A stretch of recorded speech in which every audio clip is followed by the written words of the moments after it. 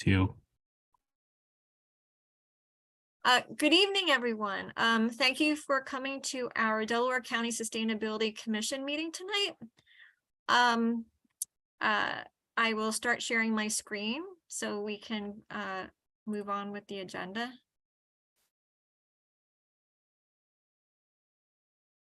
So our first item on the agenda is a welcome and a roll call and a quick interactive question. I know we're starting a little bit later than usual, but the interactive question will be really quick. So I'm going to stop sharing so I can do roll call. When I read your name, please say here or present. Steve Clark. Jacqueline Rhodes. Here. Scott Sidlow.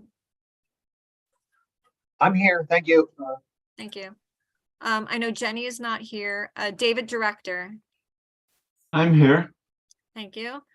I know Sean Stansel is not here. Julie Prey. Here.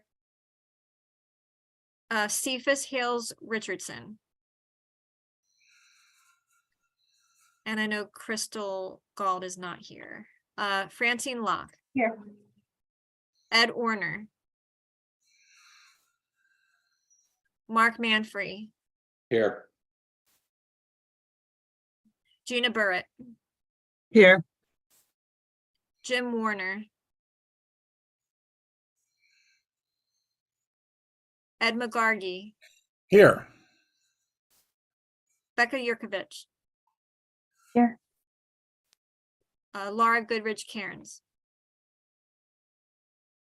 Okay. All right, thank you for that. So now we're just going to do a quick interactive question.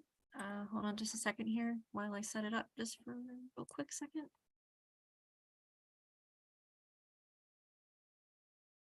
Okay, here it is. I'll share my screen.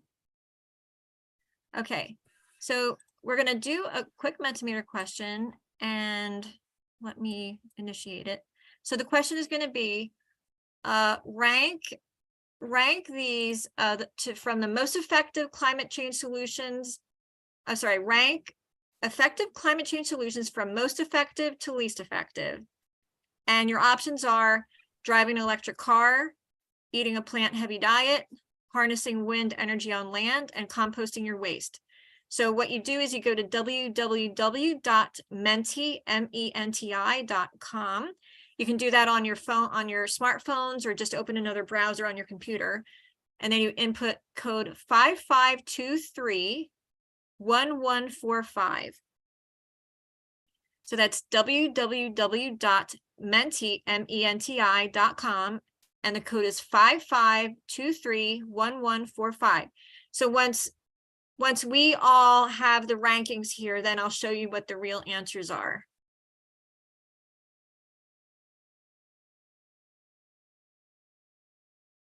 And it may take a minute to actually get into the app. You can see how it changes based off of your answers.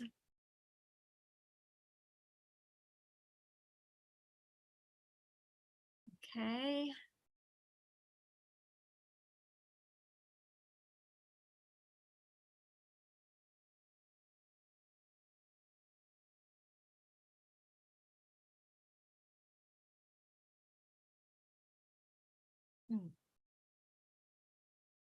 So it looks like first place is eating a plant-heavy diet. Second is harnessing wind energy on land. Third is composting your waste. And fourth is driving an electric car. So let me just stop sharing just so I can pull up the answers for you.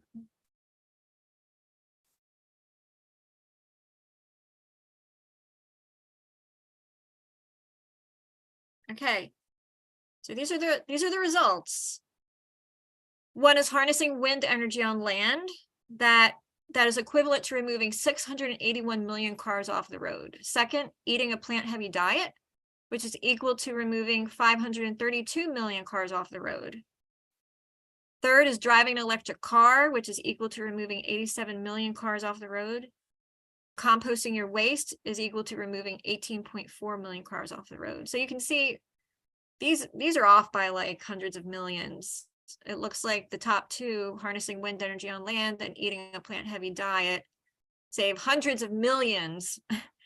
And then, we always hear about driving an electric car and composting your waste, which does help. But these two, harnessing wind energy and eating a plant-heavy diet, it exceeds it by hundreds of millions. So you may ask, where did I get this? And you can find more information at the climate change quiz. It's from CNN.com, from Project Drawdown. And there's I wonder if I can, oops, I'm sorry. I think what I'm going to do is try to copy and paste that and put it into the chat for you. So you can explore that further. Let me do that really quickly now.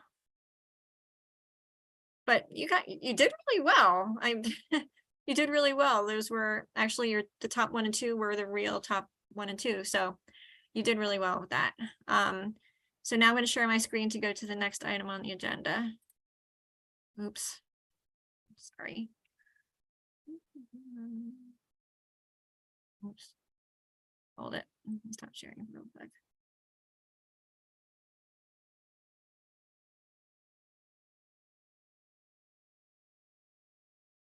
Okay, the next item on the agenda are the instructions for public comment. Let me read those to you. So the instructions are, throughout the meeting, we will be providing the opportunity for residents and guests to provide comments or feedback, during which time comments may be submitted by the following ways. 1, guests may submit written comment to the email sustaindelco@co.delaware.pa.us. So that's sustaindelco@co.delaware.pa.us. 2, guests may also provide written comment in the chat window of the Zoom meeting. 3, finally, guests may hit the raise hand function during a period of public comment, in which they will have the opportunity to speak using their camera and microphone. Oh, you're seeing my cheat sheet there. Okay. So the next item on the agenda is the approval of the meeting minutes for February. And here they are. These were emailed out to you earlier today. So is there anyone who would like to make a motion to approve the meeting minutes for February? I move we approve the meeting minutes from February. Okay, thank you, David. Is there a second? I'll second that. Ed McGargy. Okay, thank you, Ed. All in favor, say aye. Aye. Aye. Aye.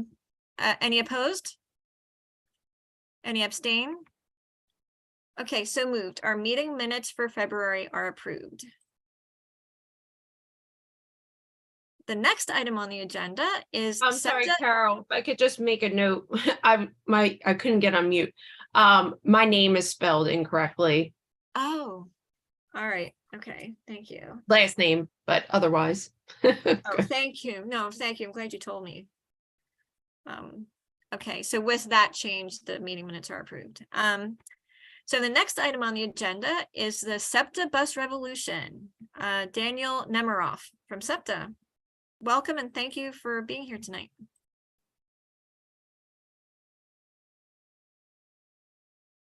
Is he here tonight? I'm here. Yeah, sorry, I was muted. I'm good to share. Yes, I stopped sharing, so you should be All able to right. share. All right. So, okay. So I know some of the names on this call are familiar to me. So it's nice to Tom and Gina. It's nice to see you again. But I'm going to talk about the Bus Revolution project. My name is Dan Nemiroff. I am the project manager. I work for SEPTA in the Office of Strategic Planning and Analysis. I'm going to kind of take you through what the project is, why we're doing it. I'm going to talk about Delaware County a little bit specifically. We are in the process of getting things ready for our launching the revised draft network, which will be not next week, the week after that. So things are moving pretty quickly here, but I'm happy to be here tonight to kind of catch everyone up and try to answer some questions. I'm assuming not everyone is familiar, so I do want to kind of back up a little bit to what the project is. Bus Revolution is a few things, but the focus really is on a blank slate redesign of our fixed route bus network. We're not necessarily going to change every part of the bus network. We have a lot of things that work pretty well, but it's really the first ever sort of comprehensive look at the system, its strengths, its weaknesses, and helping us identify ways to improve it, so that our system is more effective and just a more useful bus network for everyone, or for people who can use it. Why are we doing this project now? There's a few reasons. I did mention, SEPTA's never done anything like this before. Our bus network is largely the same as it was when SEPTA began operating in 1964.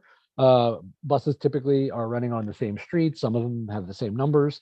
There's not anything inherently wrong with this, but land use, the way people have moved around, has changed a lot over the last few decades. And we are looking at this project as a way to kind of try to catch up very quickly. Like I said, we're not going to change everything, but we do need to start looking at things on a more systemic and holistic basis, especially considering ridership. Ridership is the catalyst for this project. We started looking at redesigning our bus network in the mid-2010s because our bus network was dropping on an annual basis. It was dropping, 20%, and it was dropping throughout the entire system. It was getting slower. It was getting less reliable. Complaints were going up, and we wanted to think about this project as a way to kind of reverse this trend, in the hopes of avoiding service cuts. Unfortunately, the pandemic came along and just sort of, I think, exacerbated the situation and sped up a trend that we were likely already seeing. Bus ridership has been more resilient than that of other modes. It's rebounded faster than regional rail. It's rebounded faster than the Market Frankfurt line and the Broad Street line, but it's still about 30 to 40% below 2019 levels, which means that functionally, a lot of our bus routes have lost about 60% of their ridership in 10 years. This is not a sustainable situation for SEPTA to be in. SEPTA, like a lot of other old legacy transit agencies, is heavily dependent on fare revenue, much more so than smaller agencies. So we are kind of in this position now where we have to get people back into the system. We have to get people using it more often. We have to become more useful to more people so that we can get ridership back up, or we will have to start investigating service cuts that will affect everybody. Where we are in the process is, like I said, we are getting ready to share an updated draft network. We shared the initial draft, which I'll talk about a little bit tonight, last fall, and that was the result of a ton of analysis and work we had done starting in 2021. And I'll talk more about where we go from here later, but we basically started the project in 2021. We looked at the existing system. We identified some possible ways to improve it. We packaged them into two different scenarios, which we shared publicly last spring. Then we took all the feedback we got from that, and we used it to put together this one draft network that we shared throughout the fall or into early this year. We reviewed all the feedback that we got, and we made updates, and we're going to launch that in about 10 days or so. So I'm going to talk a little bit about the fall bus network, or the network that we shared last fall. If you're familiar with it, it was a draft. It was the very first draft, and we've made a lot of adjustments, but I think it's important to show kind of where we started and kind of where we'll wind up. The design goals for the proposed network were pretty simple. We wanted to increase the frequency of service. Frequency is the most valuable thing we can provide customers, in our opinion. We had done a lot of survey work leading up to this. People cited frequency and reliability as their two priorities when determining how they moved around. So another main goal was designing the network so that we could run it more reliably. Our network has gotten really complicated over time because while we haven't made big wholesale changes, we've kind of made all of these little refinements that have made things complex. So we want to strip out some of that stuff that makes it harder for people to understand and harder for people to use, does affect our ability to provide frequent service, and we want to be able to run that service consistently. And then we wanted to focus on the connectivity of the system. We are blessed with, two high-speed lines in the Broad Street Market Frankfurt line, the Norristown high-speed line. We have an extensive regional rail network. And we are looking for ways to create a fully integrated system. We know we're not quite there yet, but this is a real key priority of the general manager, and we want to make sure that this project speaks to reimagining regional rail, trolley modernization, the wayfinding project, make sure all of these projects speak to each other. So we shared an initial draft, and this was a draft, and this is very soon to be out of date. But it had fewer routes overall, with a greater emphasis on straight and simple routes. There was a greater investment in overall frequency. You can see the red and the purple lines. These are 10 and 15 max routes. We even have a few in our non-urban area, out in the suburbs. So this was the first time ever we were going to be able to do that. Fewer infrequent services. Those are the gold lines. And we did also propose 10 on-demand transit zones throughout the system. So we put this out there. We got a lot of feedback. So now I'm going to go with the spring 2023 network update. So based on the feedback we got, we realized we had to make some adjustments. We got a lot of feedback about routes being not just direct, but serving key destinations. So we added back in some of the direct service to serve those locations. Anytime we proposed eliminating or consolidating a route or a segment, we reevaluated it. This was based on feedback that we got about people worried about losing, service on their street or on the route that they typically take. We reevaluated locations where we got a lot of feedback, and we also reevaluated areas where we proposed a big change but got no feedback. And then we also, and this is more of a city issue than a Delaware County issue, but we also wanted to make sure that when we share our updated network, we do share our plans for school service. We left this out of the last plan. It wasn't a great idea, and it's something that we've definitely learned from and are working on. So I'm going to cover specific parts of Delaware County, and if you're not familiar with the bus network in Delaware County, it's really built around 69th Street and Chester, because that's where most of our ridership is either going to or emanating from. So first, I'm going to talk about 69th Street Transportation Center. And I will say, frankly, that we didn't change a lot in Delaware County. Delaware County has a lot of service, but a lot of service that works pretty well. So we didn't want to change a lot of it. We wanted to really build on what works. So we introduced frequent service on Lancaster Avenue and Westchester Pike. So Westchester Pike is probably our highest ridership corridor in the county. There's a lot of routes that travel on it. We are proposing to consolidate it into two different routes. One is a 15 max route, which means it runs every 15 minutes or better, 7 days a week, 6 a.m. to 9 p.m. between Delaware County Community College and 69th Street. The other one that runs 30 minutes or better, 7 days a week, but from 69th Street all the way to Westchester. We think this is a good, backbone, for the county. Westchester Pike sort of represents the biggest gap in our regional rail network too. So investing a lot of service on there makes sense for us. We did choose to eliminate some of the deviations off of Westchester Pike. Again, this makes service harder to operate, harder to understand. A lot of those deviations are very low ridership. So we want to try to keep things on the main arteries as much as possible. Lancaster Avenue, which I know only runs a little bit in Delaware County, we are proposing to run 15-minute service out to Radnor.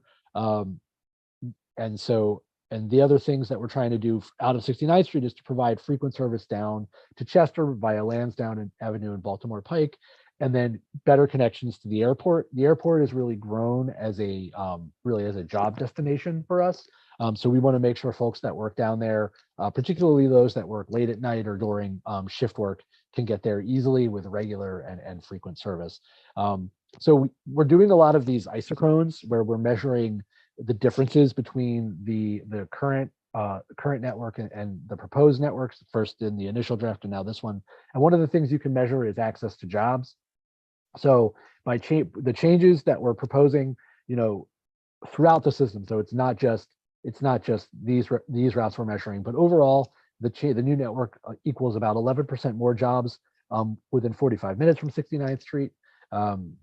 And this is something that we like to see. We like to see people being able to get further faster using the system. We'd like to see transit as a way to connect people to things. And then I'm going to talk quickly about Chester. So again, we have a lot of service that goes in and through Chester. The transportation center is a big hub for us down there. So again, we want to kind of double down on the strengths here. We want to connect it. We have frequent service connecting Chester to 69th Street via Lansdowne Avenue and Baltimore Pike. Like I said, again, better connections to the airport because a lot of folks are traveling to jobs up in the airport or up in the airport area. And then we wanted to make all of the service consistent coming out of Chester. So while we're doing things like splitting Route 113, so that if you're going south of Chester Transportation Center, you do have to transfer, we're providing much more frequent service south to Tri-State Mall, more frequent service to Media, more frequent service to Wawa, more frequent service to Penn State. So again, these colors denote frequency levels. So the purple is 15 minutes or better. The teal is 30 minutes or better, and then the gold is 60 minutes or better. And just like with 69th Street, we ran a bunch of isochrones, and we found that, you know, the new network equates to 38% more jobs accessible within 45 minutes from Chester Transportation Center. This is a pretty big jump. Chester, in my opinion, is one of the key winners in the redesign. They get more frequent service, they get more reliable service, and they get a more connected service to where, you know, folks want to go. Something else we're doing, you know, with part of this project is we are proposing to introduce microtransit. Microtransit is sort of Uber or Lyft for transit.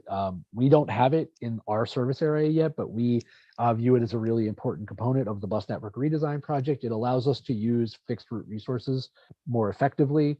And the fact of the matter is that a lot of our suburban service area, particularly further out, you know, it's just not an area that works for large buses or fixed route services. Land use changes a lot more quickly there. It's more dynamic. A lot of shopping centers aren't built to handle 40-foot buses.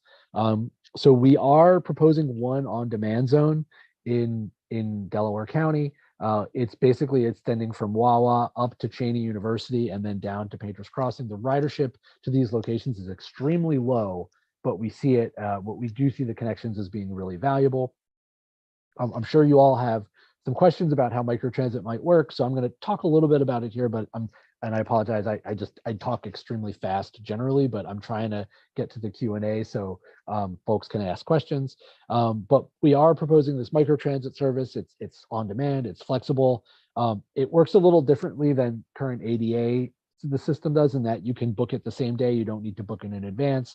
Anybody can use it. So as long as you have a SEPTA card or a fare, you can use it. You don't have to qualify for it. You schedule the ride by either calling SEPTA or using your smartphone or computer. It does work better with smartphones because you can track your trip. So if you go to catch a ride, you want to know where your vehicle is, so you know how long you have to wait. You can do so. The vehicles will be accessible. They'll have bike racks on them, and it'll be integrated with our fixed route network. So one key component of this system versus like paratransit, which will pick you up and take you where you need to go. Microtransit, the way we've construed it, is zone-based. So you can use it to travel within a designated zone. So if you want to go back to this map, you could travel within this zone. So, and this zone is funky because it kind of follows the fixed route. We're still working on the exact boundaries of the zones, but in this setup, you would either take the bus or regional rail to Wawa, and then you would have a SEPTA on demand vehicle pick you up and take you, out to Cheney or to Painters Crossing or something like that. That's how it would work. And the zones are all different sizes and that kind of thing. We were very conservative in putting the zones together because we want to establish 30 minutes. Sorry, my dog is barking. We want to establish 30-minute call and response times. So we were very conservative in this. We think this is a better way to serve a lot of our suburban service area, and we think that in certain areas it could be really successful. But like I said, there are some key differences that people will have to familiarize themselves with, and it's zone based, but it will take you anywhere in the zone, and it will. It basically will be able to, people will be able to use it to get where they need in the zone. So whereas a fixed route can only travel along where it's scheduled to go, the microtransit can take you, to a different shopping center or other job within the zone. Now I'm going to pivot to talking about our plans for engagement coming up.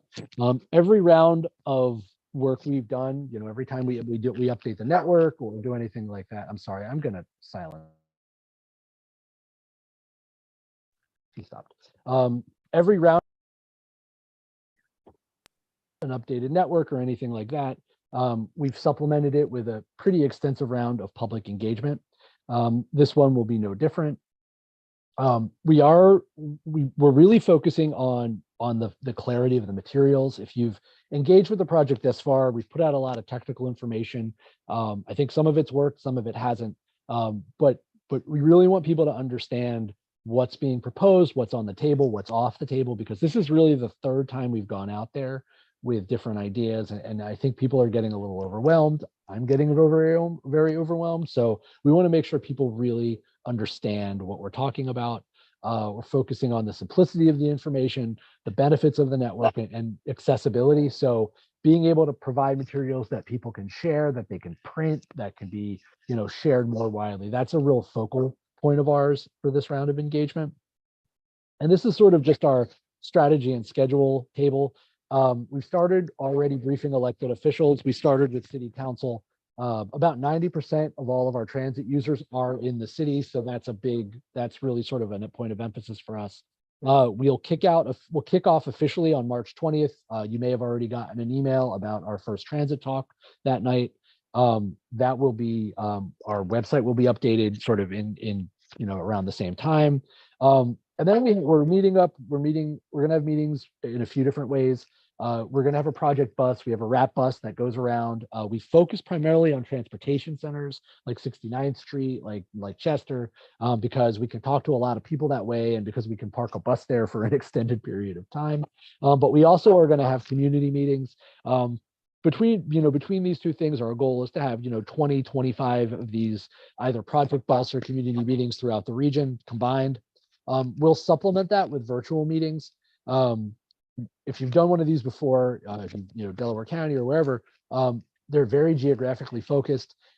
We're going to do them a little differently this time. Delaware County had their own call before, Chester had their own call, then different parts of the city have their own call.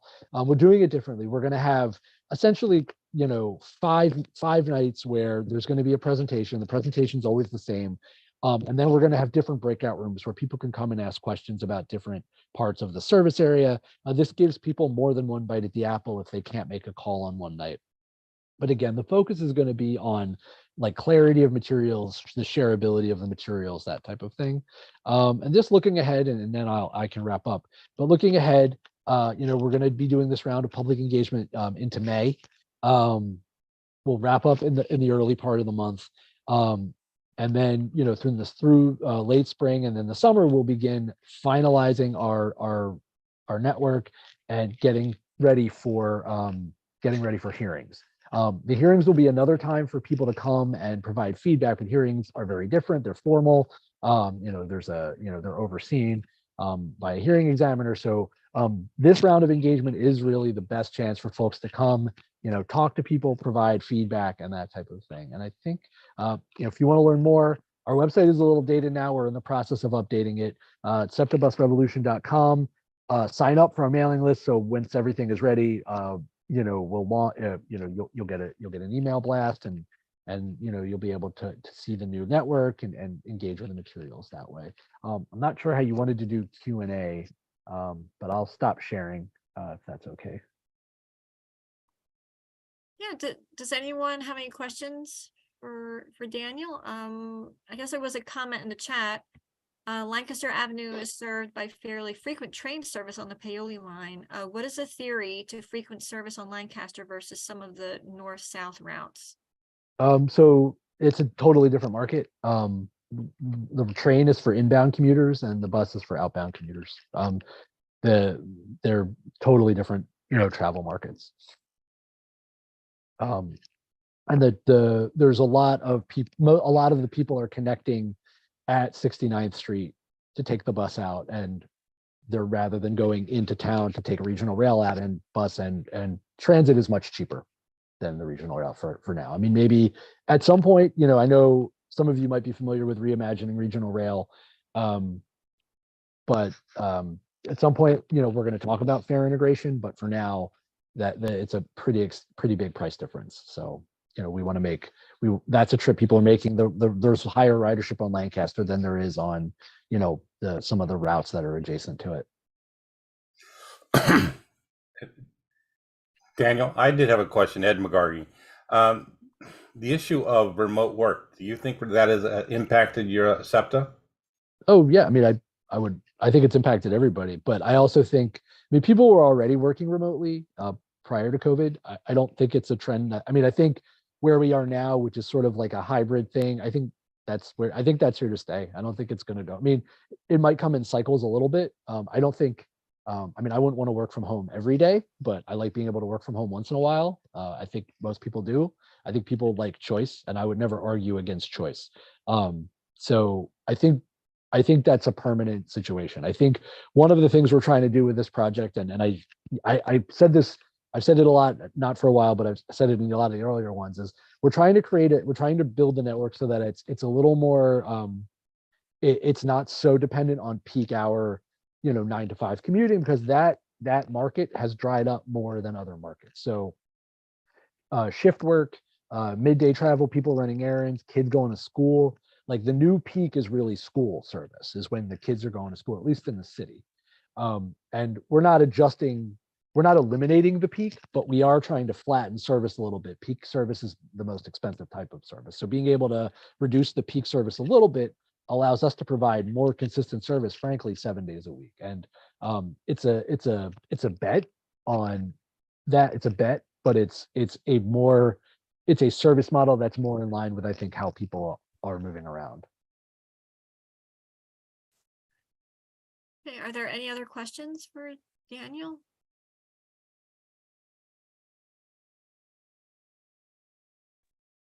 No? Okay. Well, thank you, Daniel, for your presentation. Thank you. So I'll share my screen to go on to the next item on the agenda.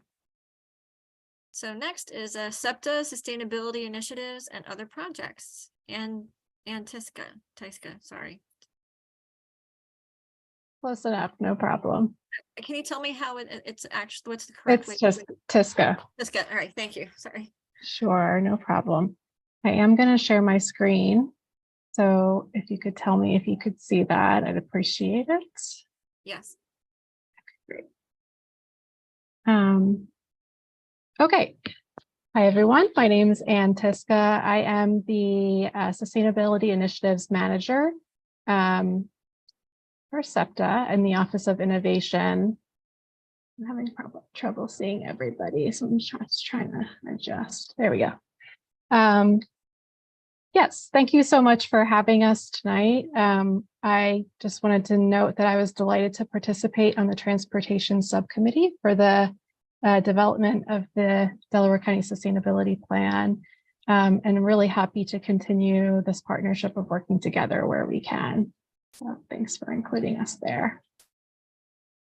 Today, I'm going to share an update on our sustainability planning efforts and initiatives. I want to talk about how that supports our strategic plan and how we started the program and current planning efforts underway before highlighting some of our favorite initiatives.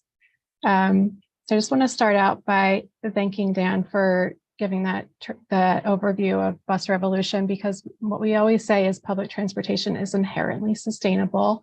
I know everyone on this call probably already knows this, but it's just a proven reducer of greenhouse gas emissions. And one of the best ways that we can reduce our net carbon footprint is by getting additional riders onto our system. So that's always first and foremost. So we were at SEPTA, we're lucky enough to have a new strategic plan to guide us through our planning efforts in the Office of Innovation and Sustainability. SEPTA Forward is our strategic plan. It sets a vision for a stronger future and guides SEPTA and really the entire region forward. Sustainability at SEPTA is part of everything we do. So sometimes that's easier said than done to integrate sustainability into every different silo, but that's something that we are working on. And the goal here, goal number one, really ties into sustainability and resiliency most directly, but like I said, we try to integrate it into everything. So our vision under SEPTA Forward, this is our official SEPTA Forward vision. So the Southeastern Pennsylvania region places transit at the core of a resilient, prosperous, and equitable community for everyone. SEPTA is more than transit, the way we connect to each other. And that this vision really is integrated in all of our different planning efforts and initiatives kind of throughout the authority. Our program. So our program did start in 2011 with 3 basic principles. I'll go through this a little bit quicker, but budget neutral was one of the parameters for board acceptance and approval. Also focusing on our existing assets and focusing on things that had multiple benefits to SEPTA and the entire service region. At SEPTA, we're run kind of like a business in that we do what is good for the environment, but also it has to make good business sense. And so everything is either, like I said, budget neutral or actually generates revenue that we do. You'll recognize this 3-tiered approach. Our approach to sustainability is triple bottom line. So accounting for the natural environment, healthy communities and workforce, and economic vitality. So you'll recognize that as the environmental, social, and economic pillars of sustainability. Sustainability, it's the lens which SEPTA views its impact on the region and holds us accountable for ensuring an economically prosperous, socially responsible, environmentally sustainable future. And this is also how our 2020 plan was organized. And it's also the structure for our plan, which is we're currently working on right now.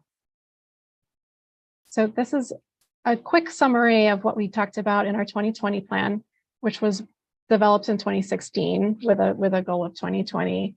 But there are 13 goals supporting our vision, focus on the natural environment, but also healthy communities and economic vitality. I'll just go through a couple of our goals in a little bit more detail and show some metrics so you can see how that was structured. This is our first one, which is to reduce SEPTA's carbon footprint. As you can see, we kind of focused on some of the ways that we can reduce that by focusing on transit, but also, all of our tracking,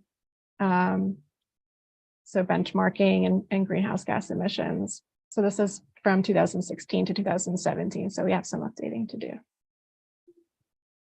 Improving energy efficiency, so we have a plan for doing that.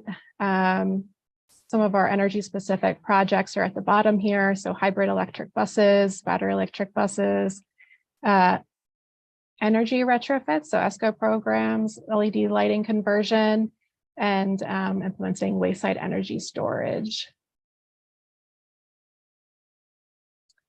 And also how we propose to reduce water consumption, stormwater runoff. So these are just a few of our goals from our last plan, but this is how we were hoping to trend downward in some of these areas using things like green stormwater, green roofs, recapture, and retrofitting some of our shops to more efficiently use our water. So since our last plan, we've had a lot of different planning efforts happen underway. So after 2016, kind of in conjunction with that, actually, we released our cycle transit plan, which we consider as one of our main sustainability focus initiatives. Then the energy action plan, followed by zero emission playbook versions 1 and 2. And then right now we are working on 2 different plans. One of them will be released really shortly, which is the micromobility playbook. Sustainability playbook is something we're working on this year. And then next year, we anticipate our climate plan to be completed. So we're really excited about some of these things that we get to update right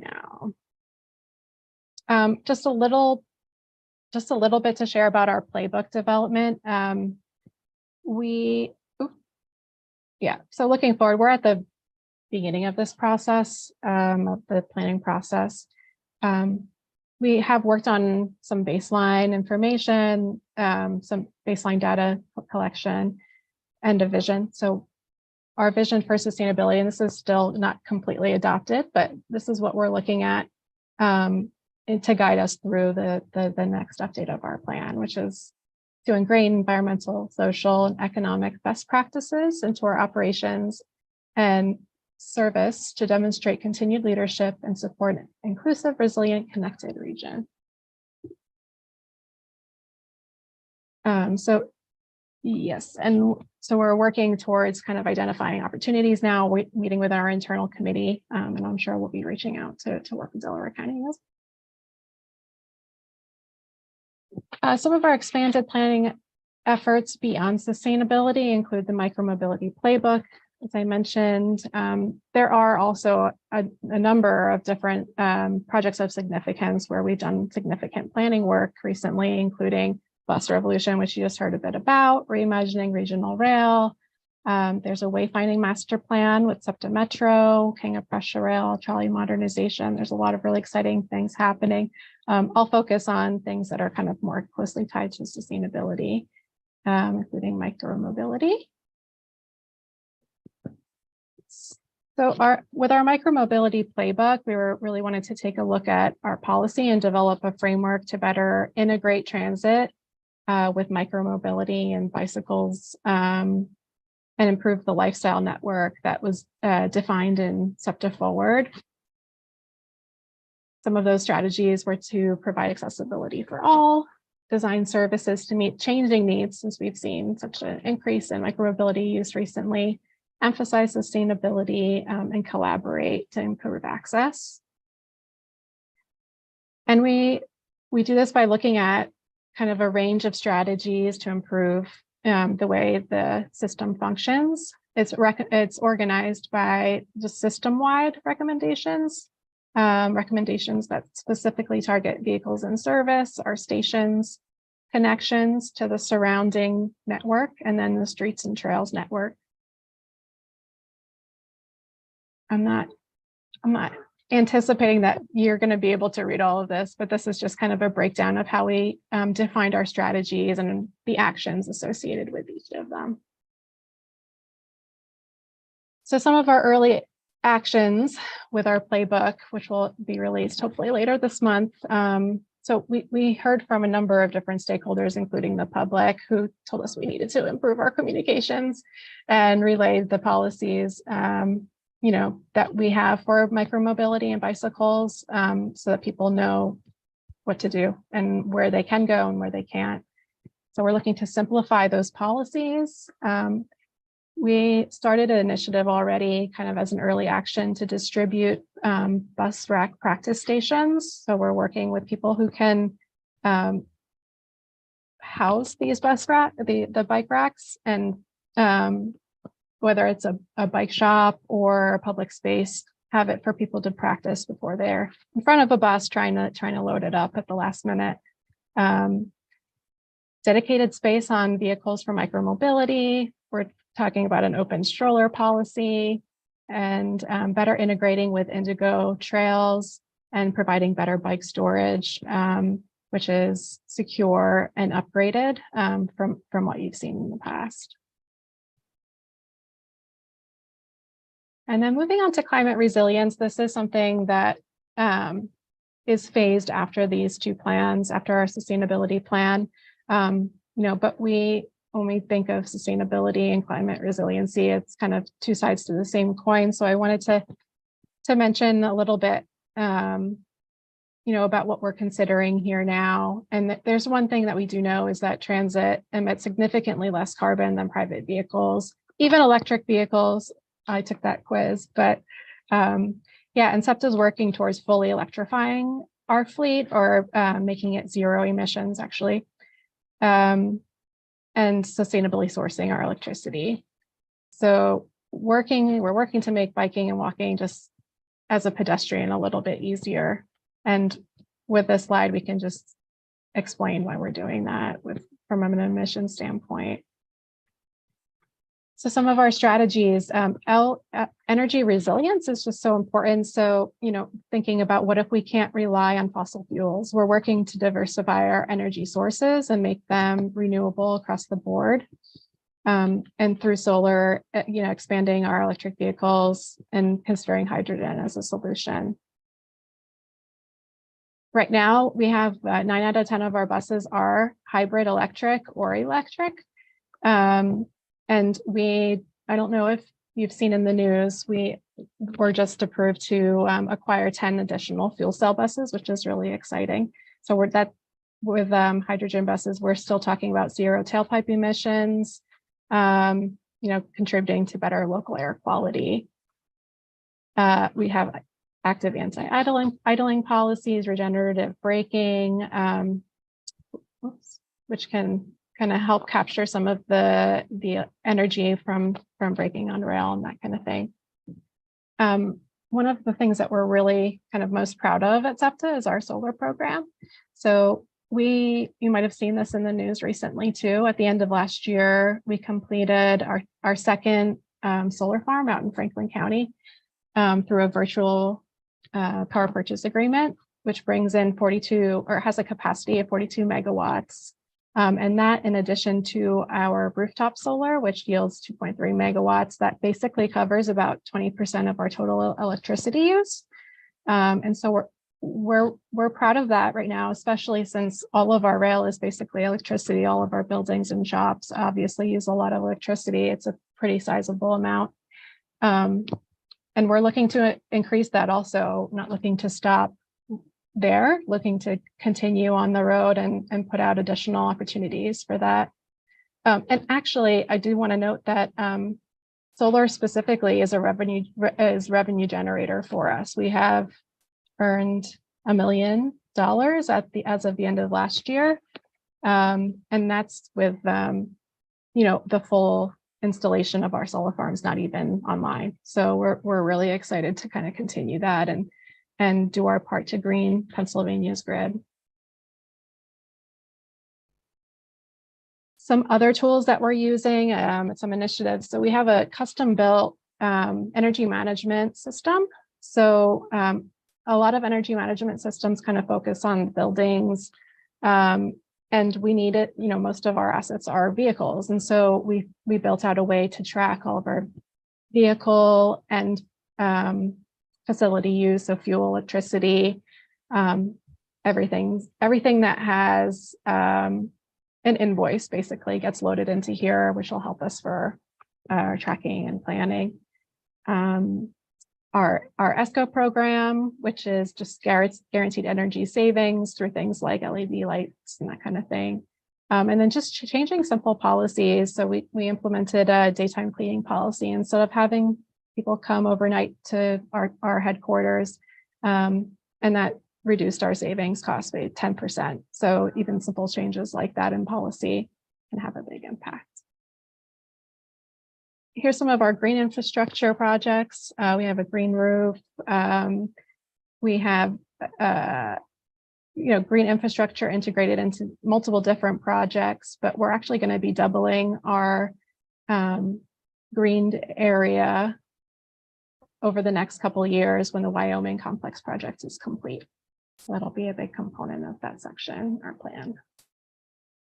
Waste and recycling, we've had some challenges there kind of across the industry, but we're continuing to see how we can reduce our trash and how contribute to kind of a more circular economy through multiple different avenues. And then the last thing I wanted to note was just our partnerships, including counties. We're really excited to have partnerships across the entire region with Delaware County.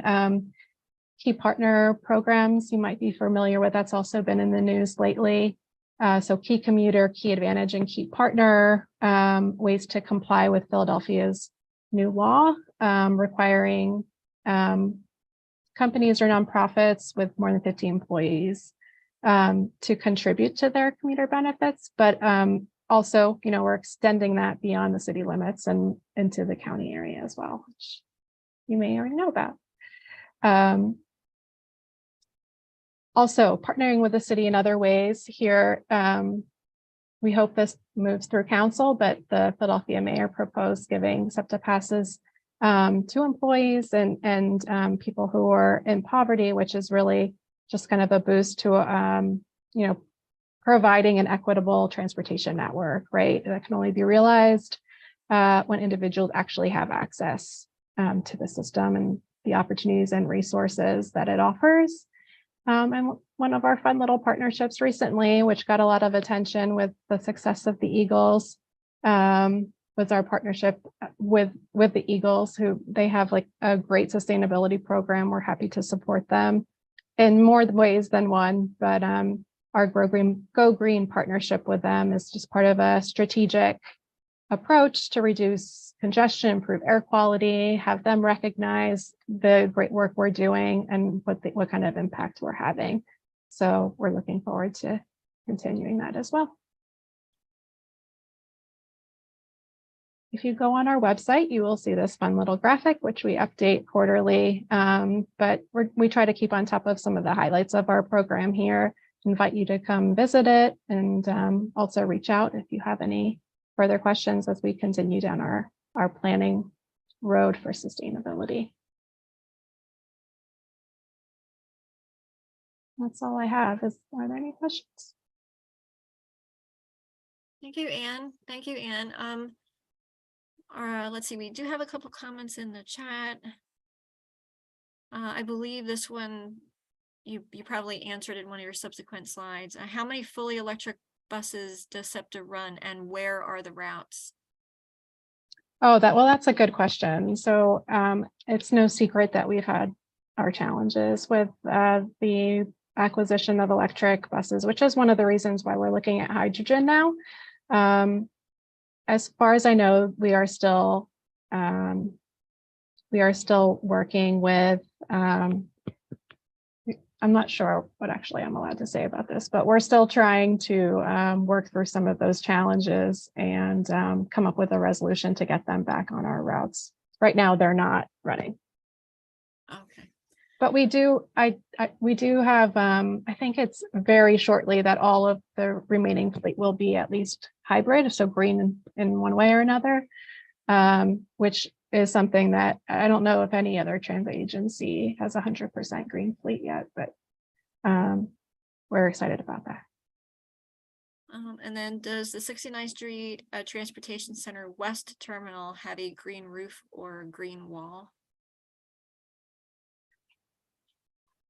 I'm not entirely sure what the status of that is. I know that there were some proposals for that, but I haven't been able to get out there in a bit, so I'm not sure.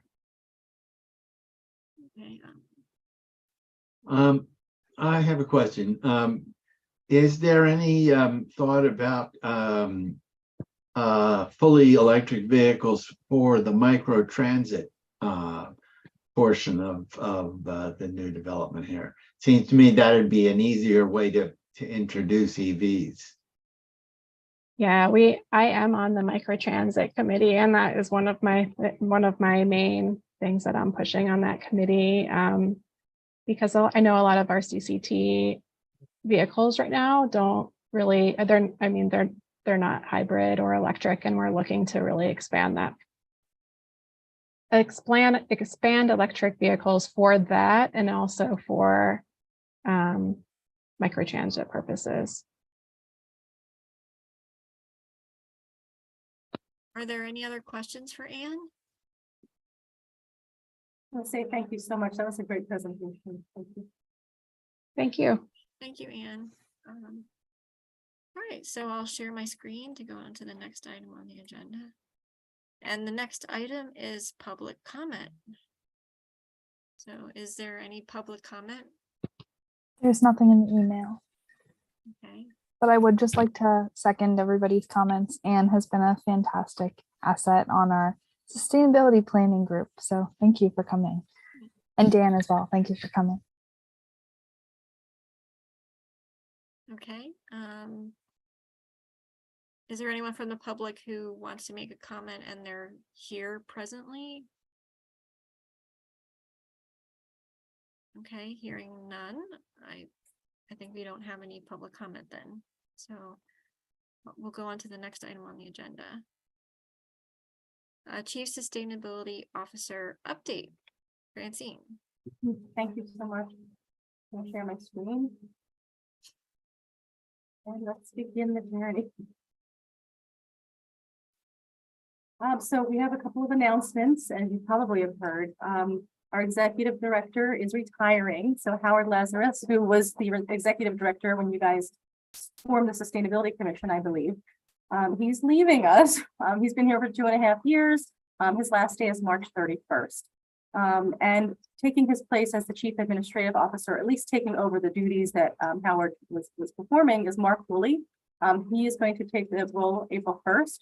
And our council has advised us that they're going to go on a national search, or an extensive search, and we should have a new executive director by January 2024. I want everybody to know.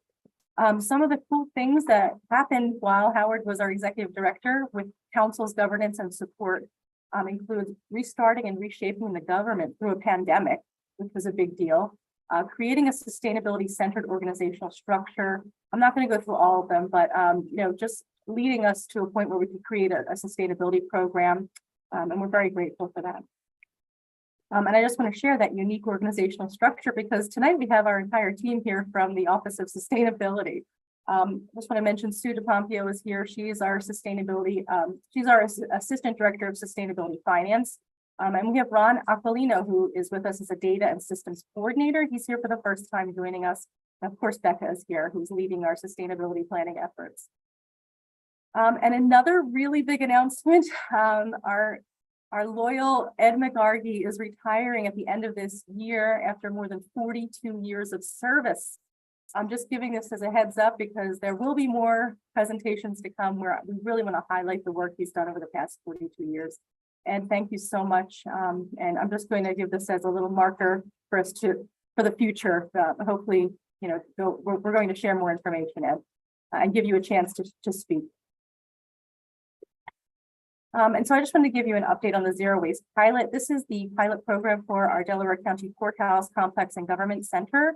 The goal of the project is to implement best practices in zero waste contracting, meaning we're going to do an RFP for a recycling contractor, trash contractor, and a composting contractor.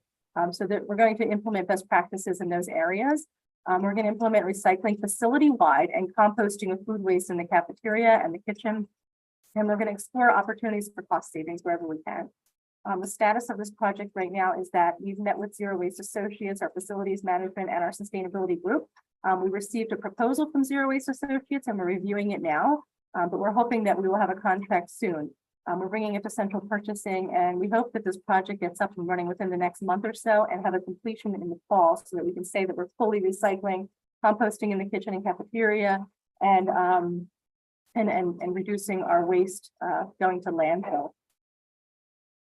Just wanted to share Earth Day events that are happening and more. On March 16th, I will be at the Newtown Square Business Association meeting with our sustainable business group.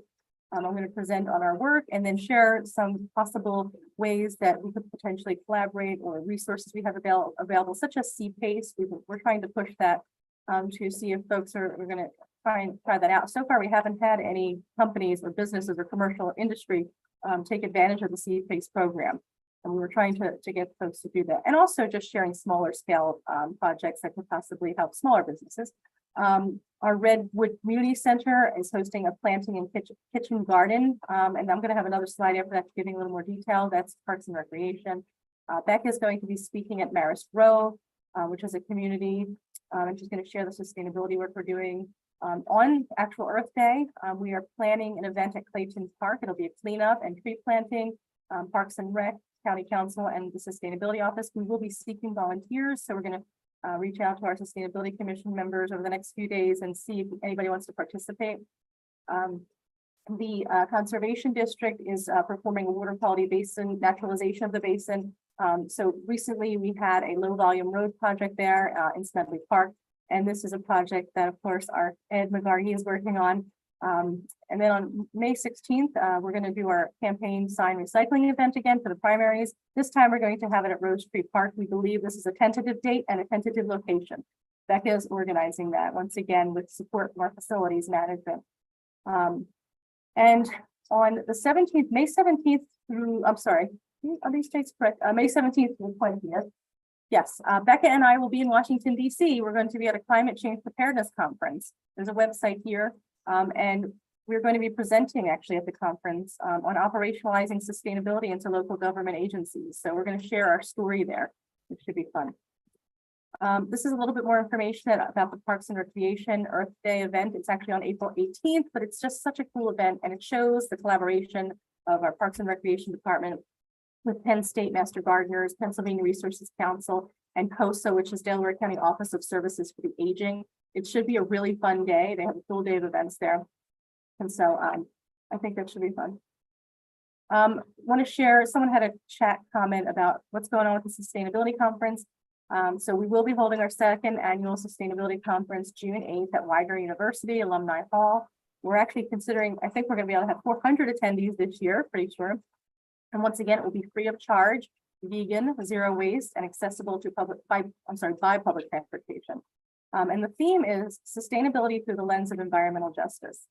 And so the status is right now that we're meeting internally weekly with a group of folks, and we are developing our budget and we're seeking funding.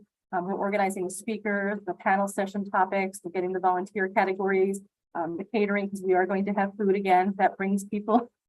And we're working out the logistics of all of that.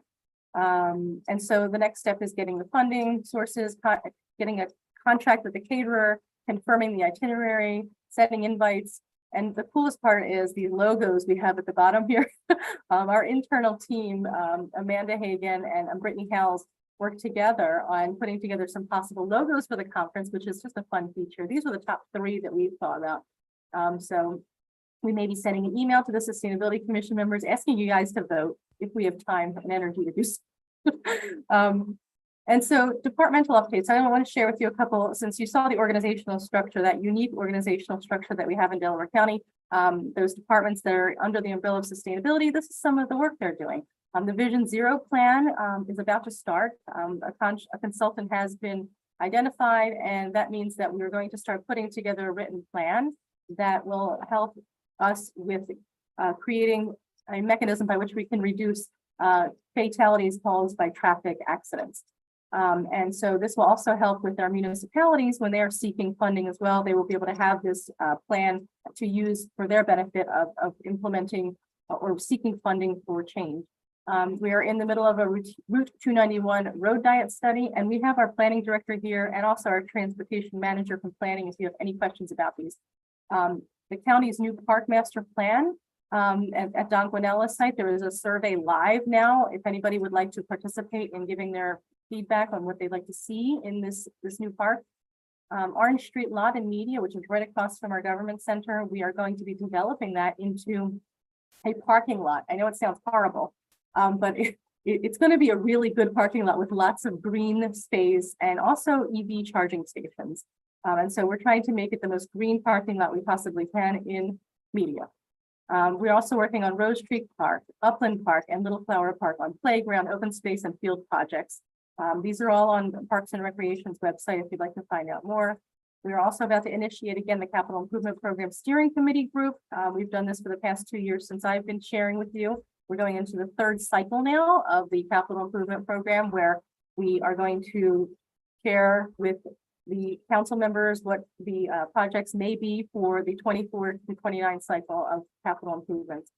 EV's charging station infrastructure plan, our Public Works Department is trying to identify the most appropriate places for our charging stations. We did receive that grant from the state, the AFIG grant, and that's $300,000 to spend on charging stations. So we're also talking to municipalities, seeing if we want to have some partnerships there where we can put these charging stations. And finally, our 2nd annual campaign site recycling event is going to be May 16th. I think that was on another slide. And that's all I have for you today. Thank you so much. If you have any questions, please share. Real quick, Francine, the 16th is primary day. I don't know that people are going to want to be recycling their campaign signs on the primary day, Did I get that wrong, Becca? It'll be that Friday and Saturday. And Friday and Saturday. Thank you. The 19th and 20th. yes. Thank All you. right. Thank you. Good question. Good question. Well, thank you, Francine, for that great update. Like, it was chock full of such great things. So thank you. Are there any questions for Francine?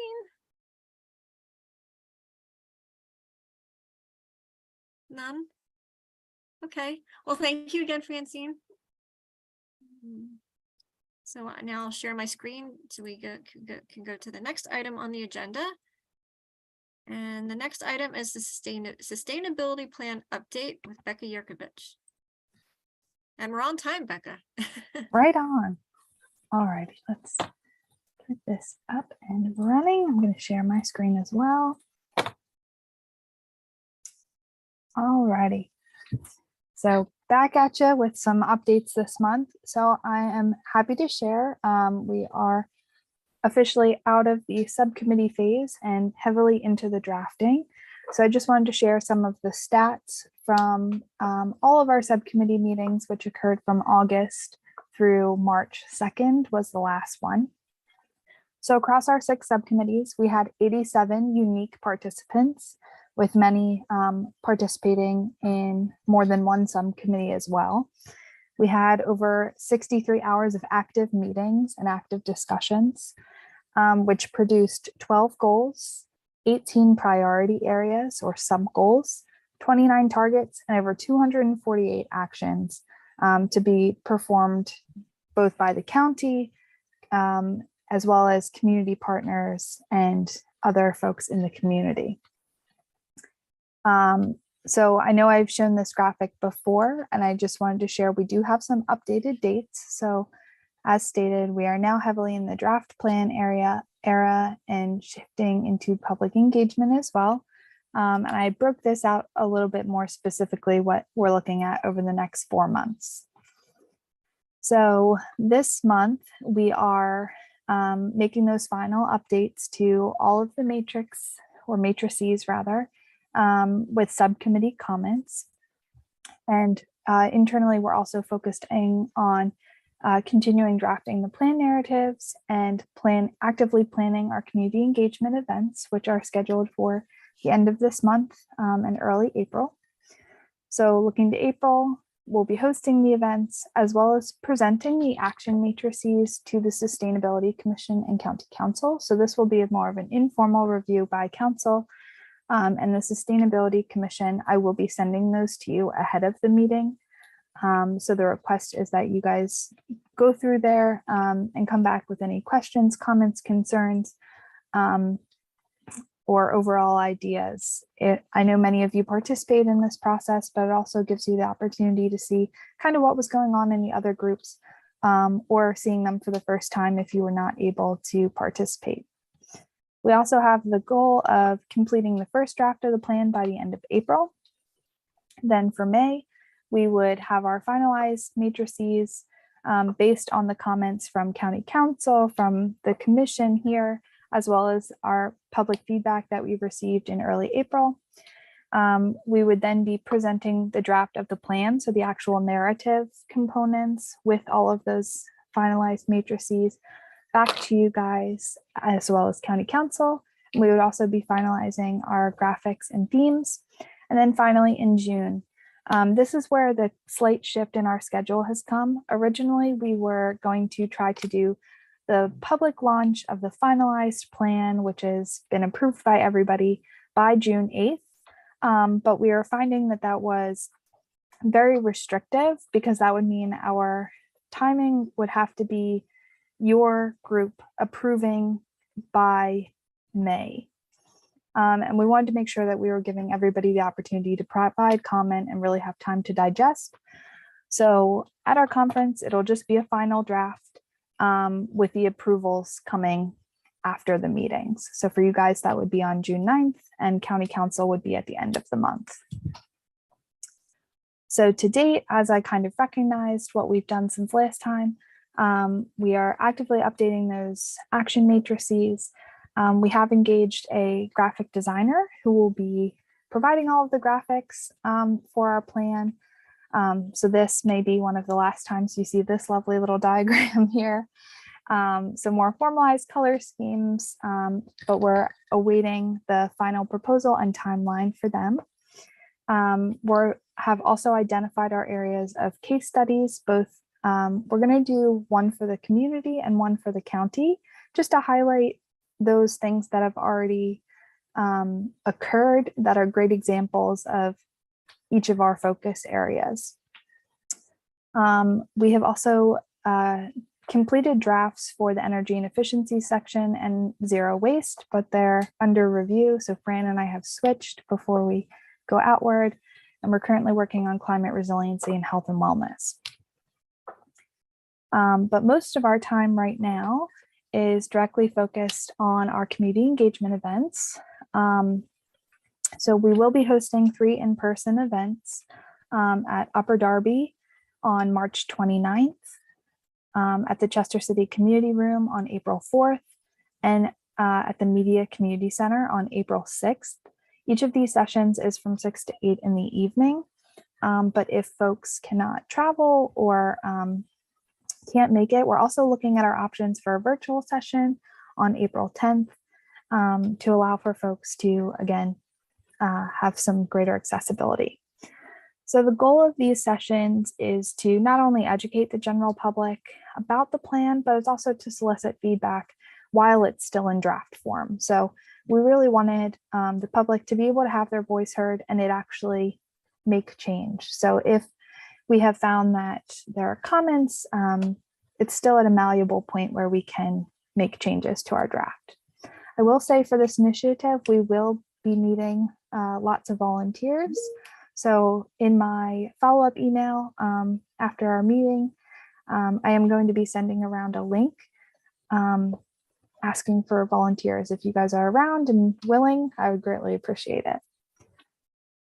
So the last thing, I just kind of wanted to put it out there. So the things I'll be looking for you guys for action items for next time is, again, in my follow-up email, you'll be receiving the matrices. So it's my request that you please review them for all 6 focus areas and come prepared for our next meeting with questions, concerns, comments, as we are not planning to schedule a speaker for our next meeting.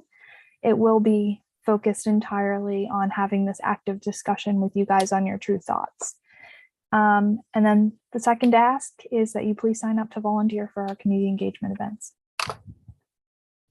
So those were my updates.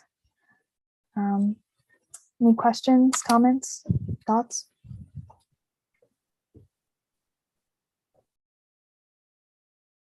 Alrighty. Then I can also jump into the next one, Carol. So I was asked again to provide an update for our zero waste plan. Just quickly. Oh, sure, go ahead. Julie, I thought I saw you about to speak, but. Oh, I'm sorry. You caught me. I just was wondering how we're signing up. Do we just email you?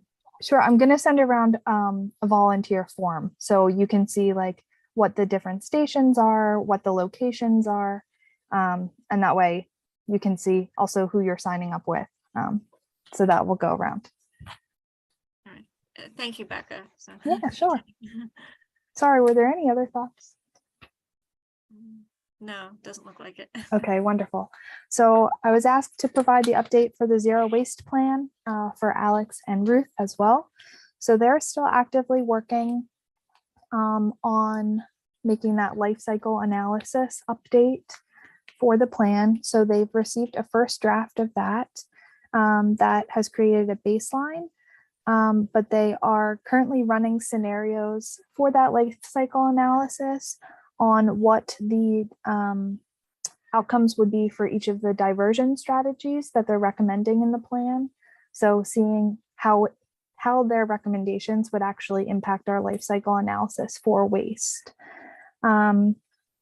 They are hoping to wrap up that draft process at the end of this month and just kind of looking out from there. They will be bringing a draft back to the advisory committee before it's finalized. So this will be probably early spring. And then once the finalized copy is made, they will be doing kind of a parallel process with the Pennsylvania DEP doing a final review. And then a copy is sent to all 49 municipalities for comment. The 49 municipalities do not have to sign off in approval. They're just afforded the opportunity within 30 days to provide comment. But once those things are completed, then the plan is would go to county council for approval, and then it's shifting toward implementation. So are there any questions on that process either?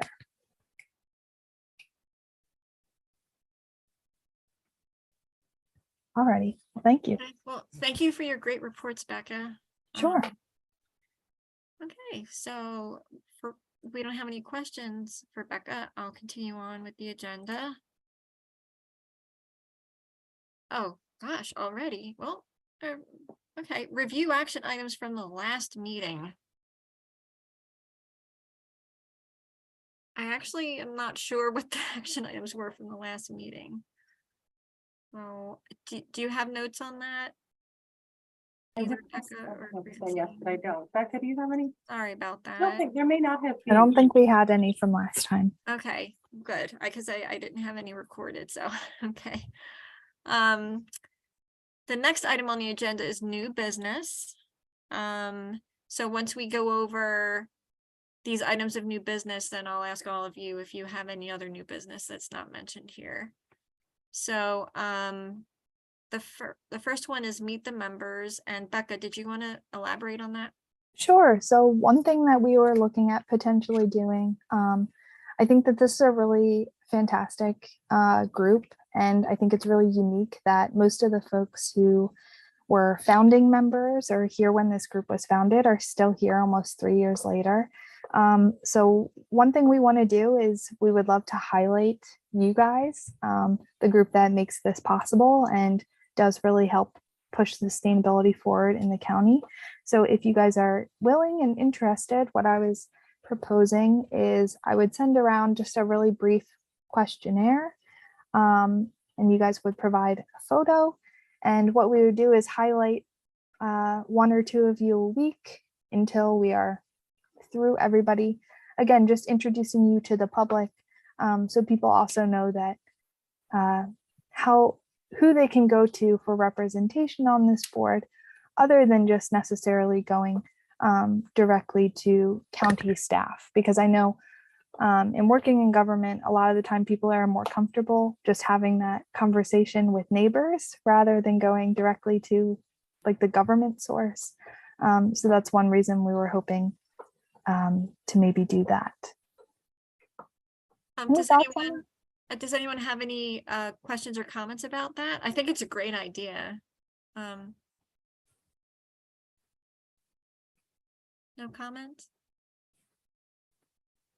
Okay. The next item under new business is Earth Day activities. Becca, did you want to take that one too? Sure. So Fran had highlighted a ton of Earth Day activities that we know of through our county offices, but also just wanted to open it up to our members or members of the public. If you guys have any Earth Day activities going on, either through your municipalities or EACs or other local groups that you wanted to share, what we can do is try to make a list, and then we'd be happy to share that on our social media, just letting members of the public know what kind of Earth Day activities are going on as well. Did anybody have any fun activities?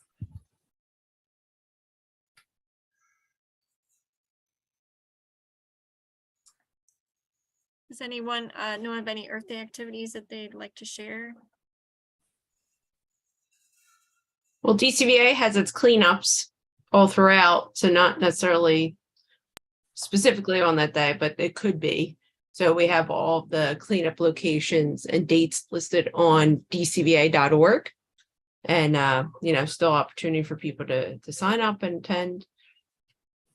If you have a site you'd like to captain, whatever works. Thanks, Awesome. Jacqueline. And then we can reach out to you if we think of more after today's meeting, I would assume, right? And if you guys don't have things, then we look forward to seeing you at Clayton Park. Yeah. Share my screen again. The next item under new business is the September in-person meeting, Glen Providence Park. Becca? Sure. So I know in our last, I think our last 2 meetings, we had talked about really wanting to do an in-person meeting. And initially we were looking at doing April or May, but we recognized that because we're going to be reviewing the sustainability plan, it's probably more convenient for people to be in front of their computer so they can be looking at the documents while we're meeting. So what we had thought about or considered is maybe doing our in-person meeting in September. And what we wanted to propose was having kind of a less formalized structure in that we could maybe do something like a guided hike or just meet outside at Glen Providence Park, which is in media, and then follow up with like our business meeting. So Carol had noted that we would obviously afford people the opportunity. If they don't want to go on the hike, they can just kind of hang out in the park until we come back for our business. But were there any thoughts on that? Is that something people are interested in? Where would you hold the meeting? In the pavilion? They have something like that there.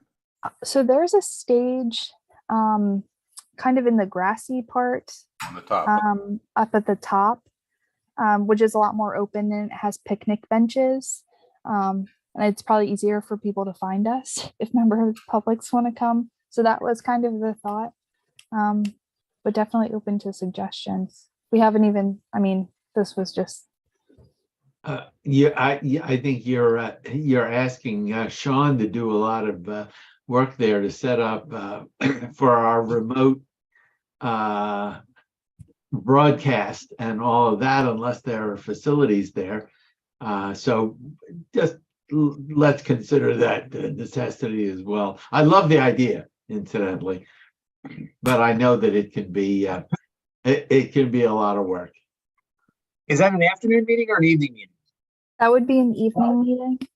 So we would be up against daylight, but hopefully in the beginning of September, it should still be light at that time of day.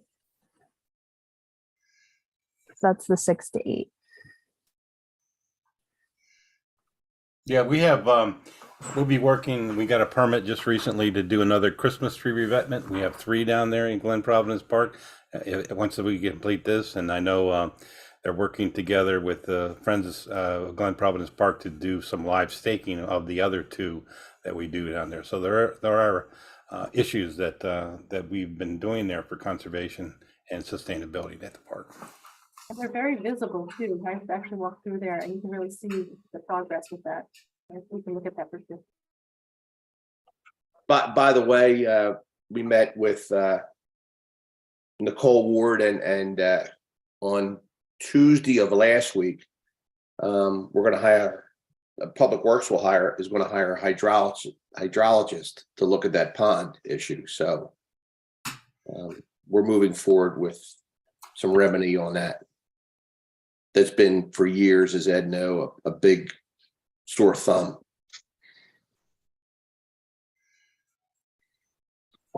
So it seems like there would be lots to see.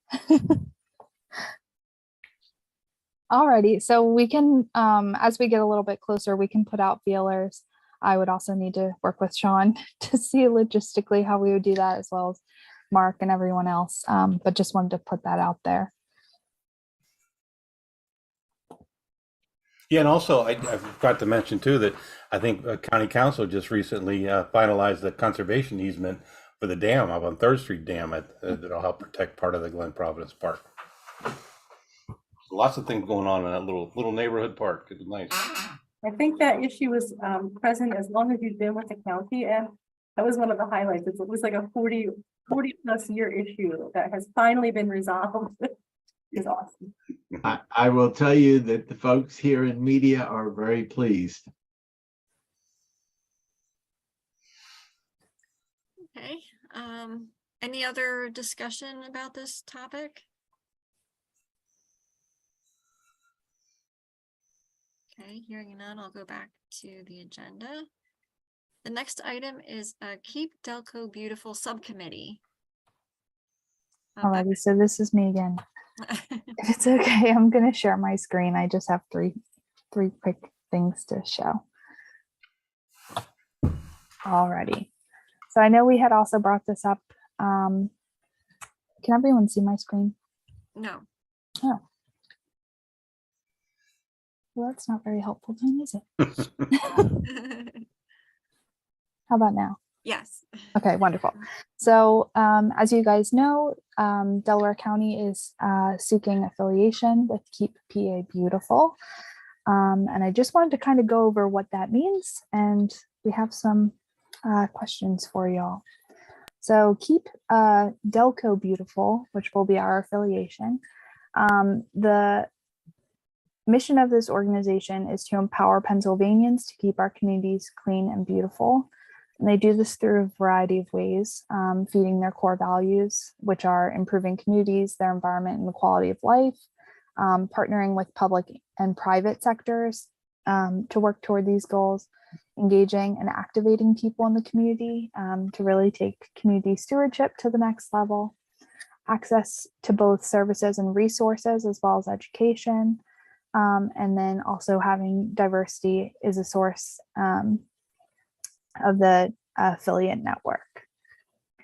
So in seeking this affiliation, we have a couple of different requirements. So first is to create our brand, which is the Create Delco Beautiful.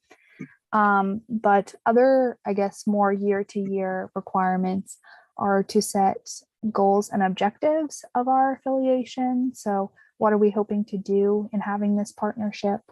And we also have to host or partner in 5 programs and events annually. So this can be things like litter pickups, dumping cleanups. It can be just community greening and beautification, whether that's on the ground projects or educational projects, or really anything supporting their mission. So this is where you guys come in. The next thing we have to do is we have to have a community advisory committee, just kind of overseeing the goal setting as well as the event or 5 events each year. So what I wanted to propose to you guys is the creation of a subcommittee for the Sustainability Commission, which would allow both members of the Sustainability Commission as well as other interested community members to focus on this. So it would have minimal time requirements. It would probably start as quarterly meetings and then kind of shift to as needed as we kind of get our feet under us. And again, it would just be helping us set those goals for this program, identify and plan our events each year. So I just kind of wanted to put out feelers out there if you guys are in favor of having a subcommittee before we go through the formalized process, which I believe requires a resolution and a vote. So I would bring that for next time. I think it's important to share the benefits of actually being a member of Pennsylvania Beautiful, because it's not just about having the affiliation, but there are also some opportunities, right? Oh yeah, absolutely. Thank you for bringing that up.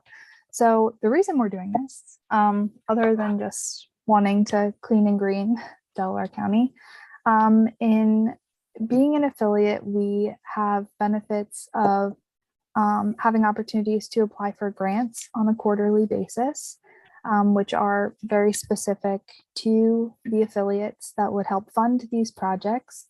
But it also connects us with a network of resources in terms of the latest research in like litter cleanups and strategies there. It also allows us to get training, while also, again, having this dedicated network of other affiliates, both in the state and across the country and the larger group of Keep America Beautiful. Is there anything I missed, Fran? That sounds that way. Becca, I had a question. So you're suggesting that we form a subcommittee to essentially take on this task. If we don't form a subcommittee, what else would we do? Would you have to go out and, I mean, is that an alternative to going out and finding a whole new bunch of volunteers? And, it certainly is a simpler approach. Yes, so the different, I guess, options there would be either we decide to do a subcommittee here, which what that would really look like is, again, it allows members to partake or members of the public. Subcommittees don't have to solely be Sustainability Commission members, but it also means that they would be reporting back to this commission readily. And if we didn't do the subcommittee route, it would be, again, just having to form a community advisory committee separate. I mean, like you said, it would just be going out and finding other volunteers. It'd be a lot of extra work. And then the bonus this way is that now we have accountability back to county council on the whole project. So yeah, so I think that's a good idea. I just wanted to be clear as to what, as to what the possibilities were. Sure. How many representatives are you looking for? It doesn't, so the actual requirements from Keep PA Beautiful does not have a set number. I would think maybe 10 to 15. I don't think we want a tremendously huge group.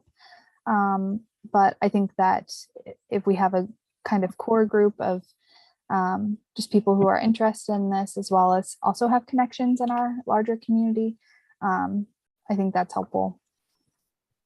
I think that's actually a really important part too, is that if we can work with different organizations that are already doing these things, then we can actually bring the grant money to that particular group to do other things. So there's a benefit to having different nonprofits or groups who are doing these cleanups or beautifications be a part of this affiliation. Yeah, I was going to say, like, my suggestion would be to actually make sure someone from like CRC that does cleanups and plantings, DCBA, some of the friends groups. I was trying to Possibly think, river keepers. right, like making sure those key people that are coordinating cleanups, because this could be a good opportunity to coordinate even just among all of them too. You know, places that we're missing that should be cleaned up, where resources are needed. So like having them at the table is key, besides just having a couple sustainability commission members. So as long as, I don't know how many people are going to volunteer here that would want to be on it, but just make sure that there are still seats carved out for those individuals without it being like this huge committee. Yeah, No, I don't think we need more than a couple of us to have an effective subcommittee, just to be able to sort of, guide it. And again, to have accountability. And I think we should open it up as much as we can to those other organizations. To me, this is an opportunity to essentially help get everybody on the same page with a minimum of cost and effort, and maybe get some extra funding out of it while we're at it. I think that's a great idea.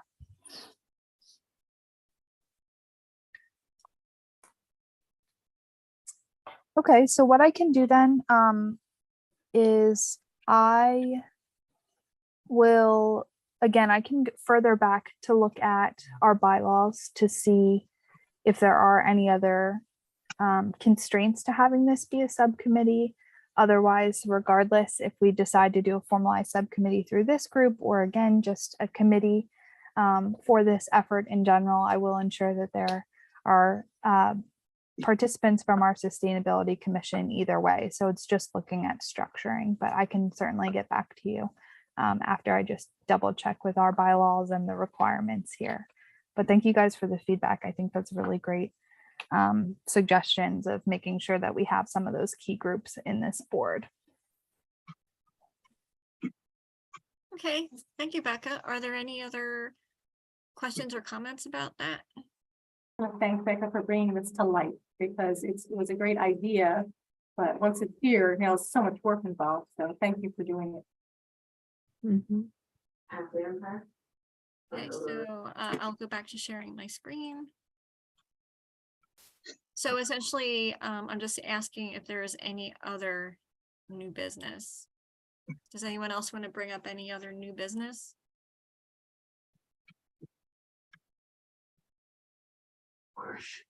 No? Okay. Hearing none, I'll share my screen again to go to the next item on the agenda. Public comment. Is there any other public comment? There is one item in the email, sustained Delco email, but it looks like it could have been popped in the chat box during the SEPTA conversation. So it's a very simple question. Where do you propose to source hydrogen? So I think that was very specific to the SEPTA conversation. Where do you propose to source hydrogen? And that was from Oasin of the Fiana. I don't think we have an answer to that question here. I'm happy to. Oh, follow that's funny. Yeah, I just heard about hydrogen facility. I thought it was just over the river though in Jersey. So apparently, I guess there's an effort to put a couple places in regionally. So Becca, you said you would go back to SEPTA to get an answer to that. Yes. Okay. All right, thank you. Is there any other new, I'm sorry, not new business. Are there any other public comments? No? Okay. All right, share my screen again. The next, I'm sorry, I completely missed this. Set action items for the next meeting. I guess I kind of forgot that. So the items that I have on my list for the next meeting is that all of us should figure out if we can sign up for any of the community engagement events. Becca is going to be sending out some links. Also, we should see if we have any other additions to the Earth Day list of activities and make sure we get them to Becca. Also, Becca may be sending us out a questionnaire so we can fill that out so we can have a meet the members. Becca is, this may just be a long to-do list for Becca here. That's okay. Sorry, but I'll take some of that on. Oh, Becca is going to be looking at our bylaws to see if there's any constraint with regard to having a subcommittee for Make Delco Beautiful. And also Becca is going to be reaching out to SEPTA to see if they can answer the question about where they source their hydrogen. Were there any other action items for our next meeting besides those that you may have, like Becca or Francine? The last one is for you guys to review the goals, actions, and targets from our sustainability subcommittees when I send those out. Oh, okay. Yeah, that's really important. So that one's for you guys. Yeah. And that's a really important one too. Okay. If there aren't any other action items, we already did public comment. So it just looks like the next item is to adjourn the meeting. So are you sure no one else has any other comments or anything? Okay. Well, would someone like to make a motion? Would someone like to make a motion to adjourn the meeting? Jacqueline? Yep. Okay. Would someone second Second. that? Oh, okay. All in favor, say aye. Aye. Any Aye. opposed? Any abstain? So moved. We've adjourned. These See you always all. yeah, thank you. Take care, guys. Never Bye. seems like 2 hours. It never seems like 2 hours. Right, I know. bye. Have a great night. Thanks, Carol.